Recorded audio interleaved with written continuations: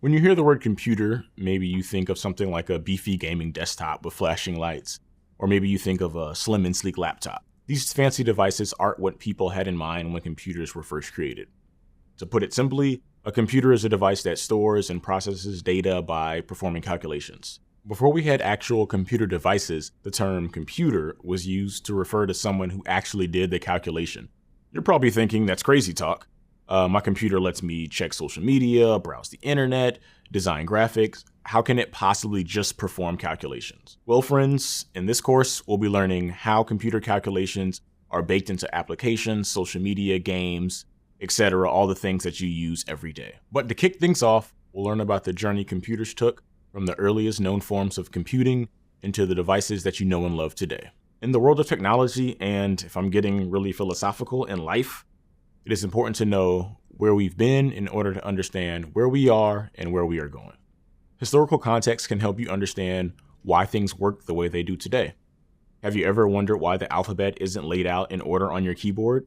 The keyboard layout that most of the world uses today is the QWERTY layout, distinguished by the Q, W, E, R, T, and Y keys in the top row of the keyboard. The most common letters that you type aren't found on the home row, where your fingers hit the most. But why?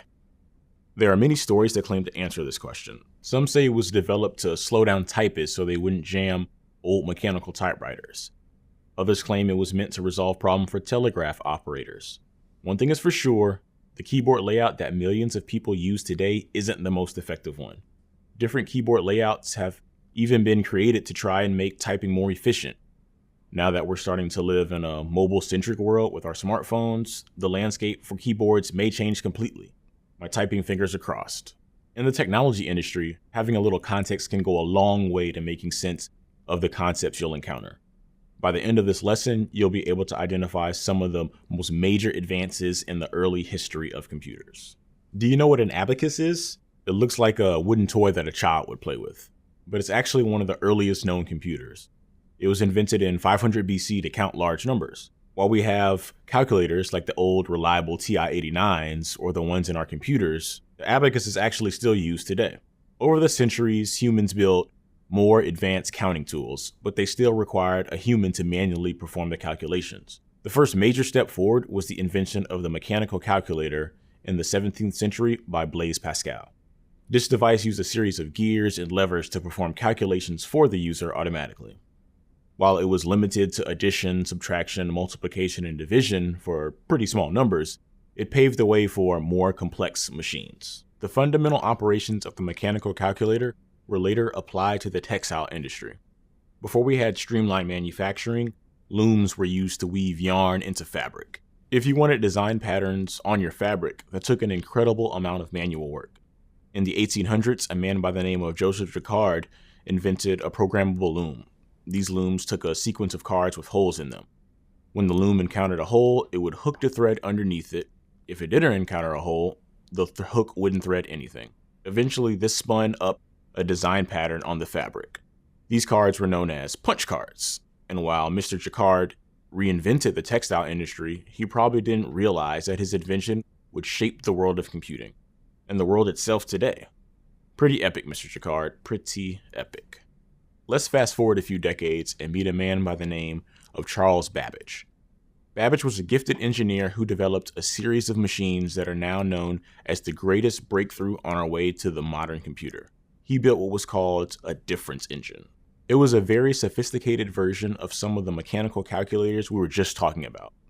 It could perform fairly complicated mathematical operations, but not much else. Babbage's follow-up to the difference engine was a machine he called the analytical engine. He was inspired by Jacquard's use of punch cards to automatically perform calculations instead of manually entering them by hand. Babbage used punch cards in his analytical engine to allow people to predefine a series of calculations they wanted to perform. As impressive as this achievement was, the analytical engine was still just a very advanced mechanical calculator. It took the powerful insights of a mathematician named Ada Lovelace to realize the true potential of the analytical engine. She was the first person to recognize that the machine could be used for more than pure calculations. She developed the first algorithm for the engine. It was the very first example of computer programming. An algorithm is just a series of steps that solve specific problems. Because of Lovelace's discovery that algorithms could be programmed into the analytical engine, it became the very first general-purpose computing machine in history.